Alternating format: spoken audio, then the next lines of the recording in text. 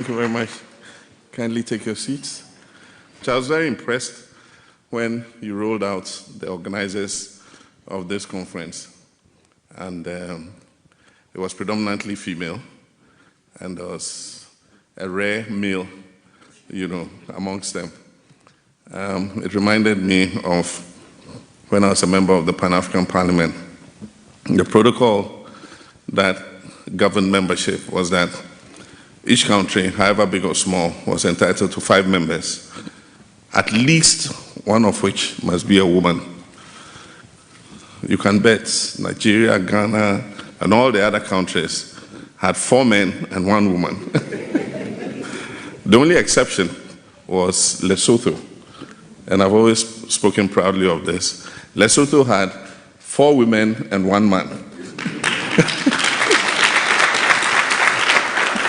And I'm very glad to come and see that this beautiful conference that has been organized has predominantly been steered by our women, female counterparts. It's truly a testimony that whatever a man can do, women can do even better. It's a pleasure to be back here at Harvard and to have the opportunity to share some perspectives at this well-organized conference. And it's gratifying to note that the conversation on Africa's future and development continues to be broadened and is occupying the thoughts of some of its most brilliant minds within and outside the continent, and has found prominence in a prestigious institution such as this. I've been asked by the organizers to speak to how Africa can shake off the effects of the COVID-19 pandemic, and 1, find new ways to bring value chains inside Africa's borders, and 2, change the mindset of dependence on external parties, redefine Africa's position in a changing geopolitical environment, and ensure that Africa is creating sustainable institutions that will lead to growth, pride, and prosperity for all its people. I intend to be quite specific in my approach to this subject, but permit me to take a brief historical detour in order to set a clear context for this discussion. I'm a historian, and I studied history for my first degree. And I often find that many of the complex developmental problems the African continent grapples with have historical undertones. An appreciation of that history often lends itself to deeper insights into the matters that we're dealing with today. I also happen to come from Ghana, a country that was somewhat of a pioneer in the efforts to emancipate the continent and set it on a path of sustainable development. I'm sure most of you would know that Ghana was the first country south of the Sahara, sub-Saharan African country to emerge from colonial domination. But when I say we're pioneers in gaining independence, and then we're pioneers again in dispatching our first president through a coup d'etat. Unlike other parts of the world, our route to development has been a checkered and arduous quest littered with many setbacks. We've suffered colonial exploitation and domination, under which we were viewed as little more than suppliers of raw materials and cheap labor to catalyze the industrialization of the West. A desire to break this yoke of domination lit a fire in our forebears, like Kwame Nkrumah, Julius Nyerere, Kenneth Kaunda, Sekou Toure, among many others, to launch a sustained campaign for independence, after which they hoped economic development would surely follow. Post-colonial Africa was buzzing with the hope for a new, vibrant, industrialized continent. Then came the debate and tussle about ideological alignments, which development model best suited newly independent states. There were those of the socialist stock who modeled their national affairs around a state-controlled economy anchored on an industrial drive. And my country, Ghana, was one of them. We had the Electricity Company of Ghana. Indeed, in every sector, they had a state transport company if you wanted to travel across the length and breadth of the country. We had a state housing corporation if you wanted to buy a house. We had a Gehok shoe factory if you wanted to buy shoes. We had the Gehok brick and tile factory if you wanted to build a house. Indeed, every sector was dominated by the state. Most of the private sector could be found in commerce and trading. But even then, the state gave them a run for their money with the Ghana National Trading Corporation that's controlled most of the department stores all across the country. The other African countries that adopted a more Western developmental model and set about building their nations principally on a capitalist private sector-led model. Before any of these experiments could turn out tangible outcomes, disruptions of the political and governance system soon emerged, with military interventions becoming the order of the day. There are few African countries that were spared the turbulence and attendant economic and social decline that this brought. Several decades of military dictatorship led to the inevitable conclusion that a return to constitutional and democratic governance with regular elections was the most viable path to development. With democratic reforms came renewed efforts to resolve the economic fallouts of bad governance on the continent. Many African countries turned to the Bretton Woods institutions and adopted various structural adjustment and economic reform programs with varying outcomes. Again, Ghana is a pioneer in this, one of the first to go into structural adjustment with the IMF. And I think in the life of our country, we've had almost 15 to 16 programs with the IMF. Compared to where we have come from, incremental progress has been made. There are many success stories where many African countries are well run on the basis of democratic principles and sound governance. In the last decade, many of the fastest growing economies in the world have been in Africa. These gains notwithstanding, we still lag behind other continents in several metrics and developmental indices. Our economies remain largely underdeveloped, with many still operating the colonial economic model of raw material export and little manufacturing and industrialization. Weak governance, institutions, and corruption are major obstacles on our continent.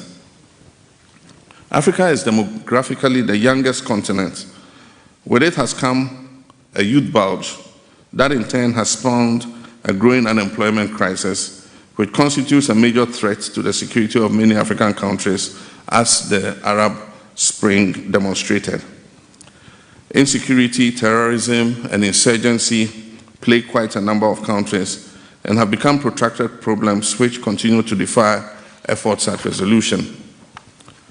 I've laid this historical foundation to drive home the point that Africa has significant fragilities that make us particularly vulnerable to the effects of global disruptions, such as the pandemic we're just coming out of. We're always going to be the hardest hit by a phenomenon of that magnitude. The COVID-19 pandemic was therefore a most unwelcome and unpleasant eventuality that impacted the continent severely. Data from the Economic Commission of Africa, ECA, shows that COVID-19 created the continent's worst recession in 50 years, with real GDP shrinking by 3%, averagely by 3% in 2020. Before the pandemic, poverty reduction was already a major challenge. The pandemic is estimated to have dragged about 55 million more people into poverty in Africa and exposed another 46 million more to the risk of hunger and malnourishment. Indeed, 70% of hunger in Africa, which had already been on the rise since 2014, is directly attributable to this pandemic. Like governments all over the world, it became necessary for African governments to take action to shield their populations from the effects of the epidemic. This meant in many cases an increase in deficits due to unbudgeted expenditures. This has devastated many African economies and sunk them deeper into unsustainable debt and economic downturn. The pandemic has had a generally deleterious effect on the economy of African nations. But some countries have ridden the wave more successfully than others based on the resilience of their economies, discipline, and prudent use of their resource envelopes in the period of this crisis. In my country, Ghana, our economy has emerged in extremely poor shape from the COVID experience. A ballooning deficit, double-digit inflation, a nose-diving currency, increasing debt distress are some of the symptoms of a very ill economy. Ghana's case was easy to predict with the cavalier handling of the economy by the current administration, unbridled borrowing from the capital markets, creative misstatements of budget deficits and other critical fiscal figures were certain to come to a head eventually. Ghana went into the pandemic without adequate buffers and has emerged with a terribly battered economy. To make matters worse, a pandemic windfall of in excess of 33 billion Ghana cedis, which could have cushioned the economy, remains unaudited and is believed to have been used largely in the quest to win election 2020 at all costs. The pandemic has laid bare, once again, the inherent weakness in our public health delivery systems and our social welfare systems. Take, for instance, the testing of COVID-19 globally. A report compiled by McKinsey and Company showed that by May 2020, only 11 people per 1,000 had been tested in Mauritius, which had Africa's best record in that regard and had a population of 1.3 million, as compared to 166 per 1,000 people in Iceland, with a population of about 300,000 people. In Ghana, we could manage testing for 5.5 people per 1,000 for a population of 31 million people. Africa is still worse off in COVID-19 vaccine rollout. Out of 8 billion doses of vaccines distributed globally by the end of 2021, 3% had been administered on the continent, with only 8% of the over 1.2 billion living in Africa fully vaccinated. This compares with about 60% of vaccinations in high-income countries. It is my firm belief that Africa has survived COVID by the resilience imbued in us as a people by nature, and not by any skillful handling of the pandemic by any particular government. Most countries in Africa lifted enforcement of lockdown restrictions after just a couple of weeks, not motivated by any scientific considerations or superior knowledge of the disease and how to better handle it. It was due largely to the severe suffering that millions of people began to go through. With vast sections of the African population engaged in informal economic activity, even a day's absence from their trade meant that food could not be guaranteed for the household, and governments simply were not in a position to provide for those affected. It was always going to be an uphill task to rebound from the effects of the pandemic, even as COVID-19 still lingers, and African countries attempt to reset their economies. Yet another disruption, this time of a geopolitical nature, threatens to wreak more havoc on an already fragile continent. The Russia-Ukraine conflict is set to peg Africa's growth back by an estimation of about 0.7%. Inflation is expected to rise by at least 2.2% in 2022, and as many as 43 countries that depend on energy and food imports will be confronted with fiscal and current account problems. Global energy price increases have escalated the cost of living and compounded hardships in many countries. In the light of the above, the conversation is now about overcoming the twin problems of a lingering pandemic and its aftermath, and a geopolitical-induced economic crisis, as opposed to one that focuses on just post-pandemic recovery. What are the most appropriate and beneficial steps that ought to be taken to first overcome this pandemic and then the effects of the Russia-Ukraine conflict? There was a general euphoria that the fall of the Berlin Wall and the end of the arms race will accelerate global prosperity. The rise of globalization created an environment that admitted many parts of the world into the global economy, including Africa. Now we enter a most unpredictable era in our geopolitics. It's not a question of if there will be another global shock. It is a question of when. Several propositions have been put forward. The answer to this has been quite diverse, and many pathways have been offered by various thinkers and credible voices. I'm of the view that the best propositions must be situated within the context of the underlying problems that COVID-19 pandemic and lately the Russian-Ukraine war have exposed. One, there's a lack of resilience in African economies, inadequate public health systems, and virtually non-existent social welfare systems. The first order of business is to rebuild our economies and position them for sustainable growth over the medium to long term. If we needed to run in times past to bring our economies to adequate levels, at this moment we need to fly in order to overcome the setbacks occasioned by the pandemic and have the resilience to withstand any future shocks of this nature. In the short term, however, we will need all the help we can get. We are deeply appreciative of the support extended by multilateral organizations, such as the World Bank and the IMF, at the height of the pandemic. In Ghana, we received about $1 billion to strengthen our response to the COVID pandemic from the IMF, and we received another about a little below $500 million from the World Bank to help us with the fight against the pandemic. Such help would have to be expanded and deepened to offer us a chance at carrying out the necessary steps to reform our economies and rebound strongly. The multilateral institutions have undergone reforms themselves and have come a long way from when the IMF was described by Kenneth Kaunda as being akin to a mad doctor who prescribed quinine no matter the illness. Rising public debt, which has been worsened by the pandemic, has become a major binding constraint to our forward march. Many African countries, including Ghana, are heavily burdened, and we have reached debt distress levels with debt to GDP ratios ranging between 70% and 80%.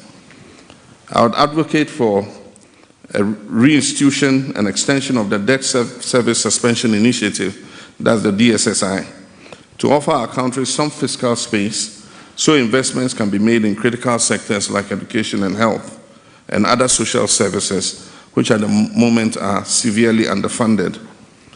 Also, the common framework for debt treatment beyond the DSSI also requires expansion to grant African countries access to debt restructuring tools and mechanisms.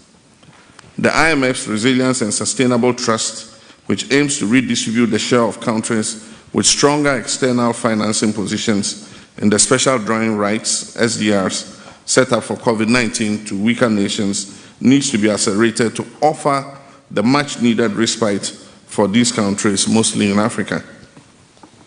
An African version of a Marshall Plan is urgently needed, and I believe Africa must not shy away from seeking the support of these multilateral institutions and their bilateral partners when the need arises.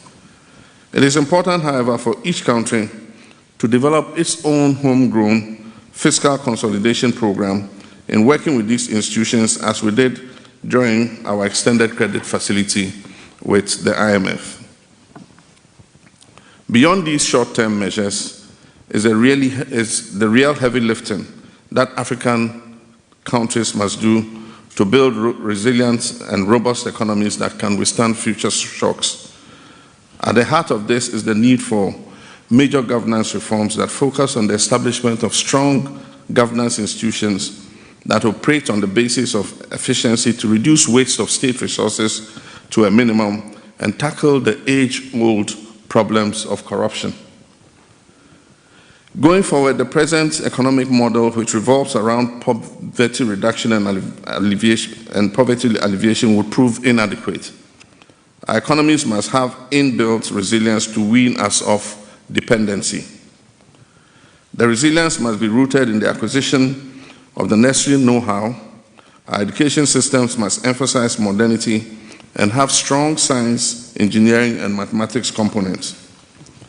Intra-African trade must be high on the agenda, and the work that had started with the establishment of the African Continental Free Trade Area must be seen to fruition to promote trade and commerce on the continent.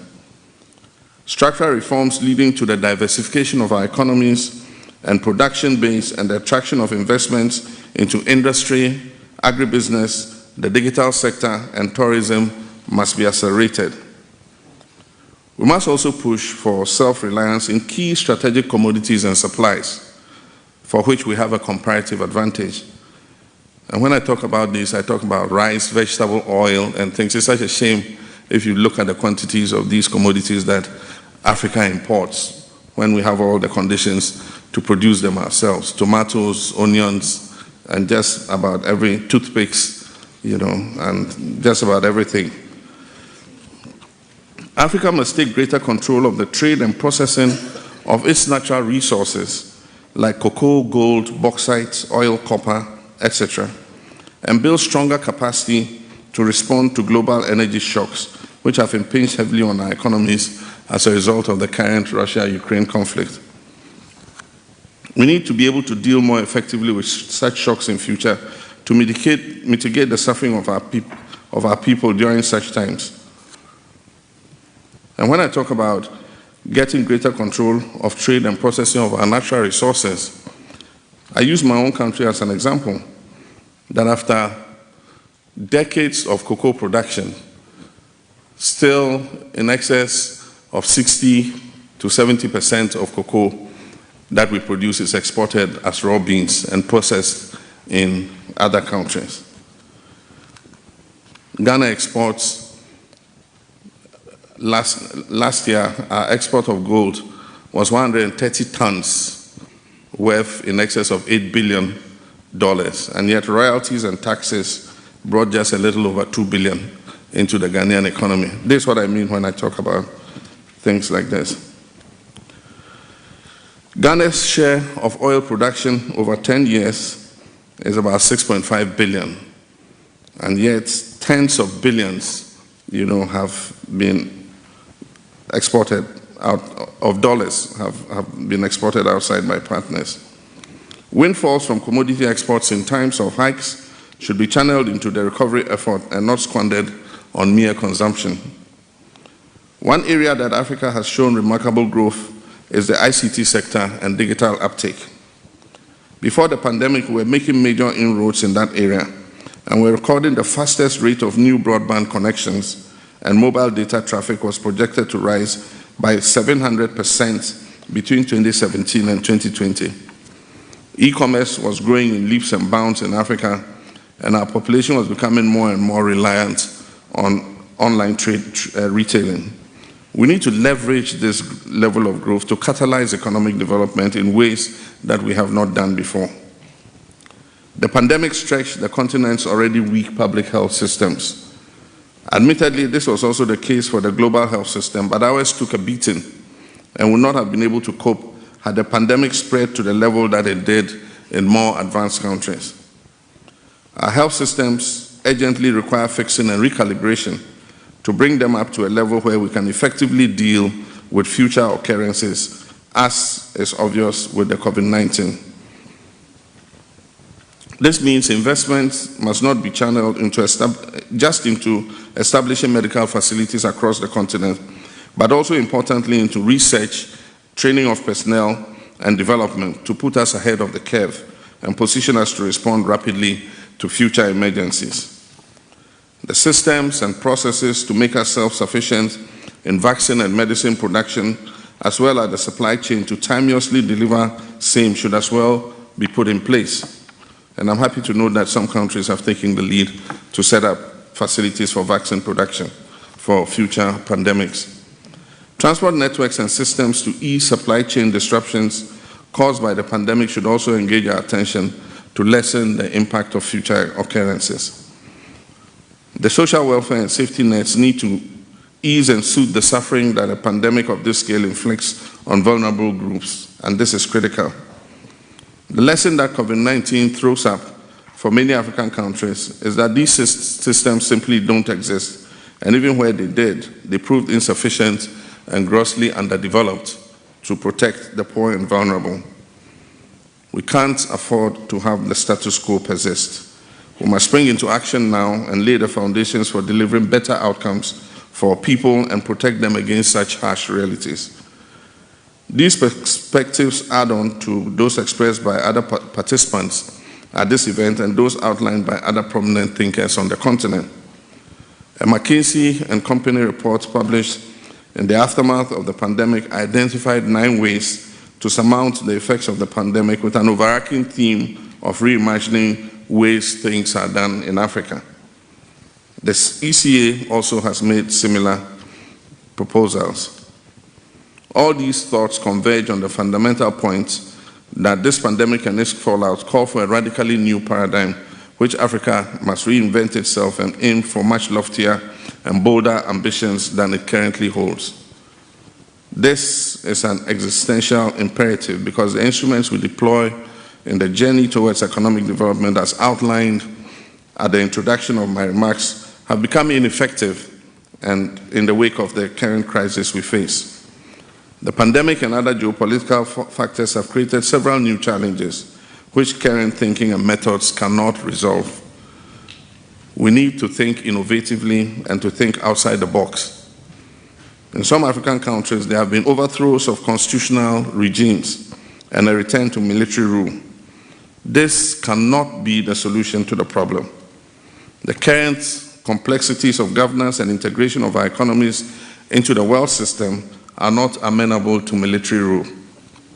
What we need is deeper democracy, deeper freedom of expression, transparent and accountable governance, prudent use of our natural resources for the benefit of the people, decentralized administration that creates opportunities for all, no matter your gender, geographical location, or your political affiliation. There is hope for Africa, and this hope is evident in our human resource. It is in the critical thinking of our youth. The many young people I have interacted with back home, and since I arrived here in Harvard, gives me the strongest assurance that Africa will wake up to a new dawn. Out of the current adversity will emerge new opportunities.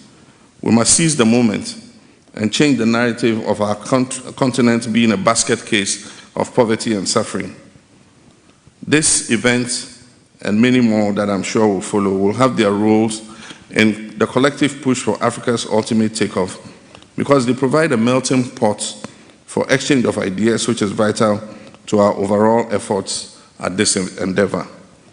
The ideas would have to be generated first before they can be executed. I thank you all for your kind attention.